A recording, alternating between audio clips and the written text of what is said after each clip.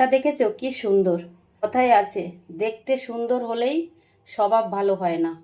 আবার একটা কথা আছে, দেখতে সুন্দর হলেও জিনিসটা খেতে ভালো হয় না। আমটা হচ্ছে সেই। এত বড় আমটা দেখো, এত বাজে খেতে, না মিষ্টি না টক না তিতো, মানে কি বলবো, কোনো স্বাদ নাই এর মধ্যে। চারখানা আম এনেছে, এই একটা আমি কালকে কেটেছি, কেউ খায়নি। এইটার এখন কিছু একটা ব্যবস্থা করব, দেখি কি ব্যবস্থা করা যায়। চলো ছুলে নেই, পেস্ট করে নেব। এই দেখো আমটা আমি পেস্ট করে নিয়েছি এখানে।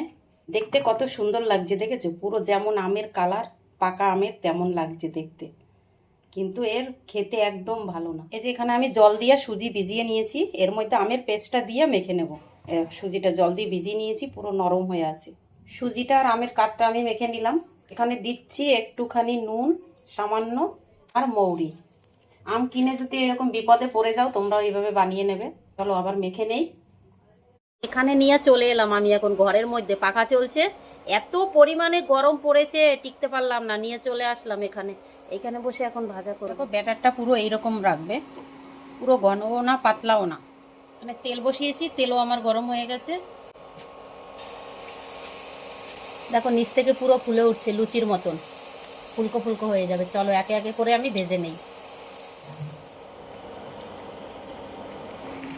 এখন তো খেতে বেশ মজাই হবে, যেমন সুন্দর হয়েছে।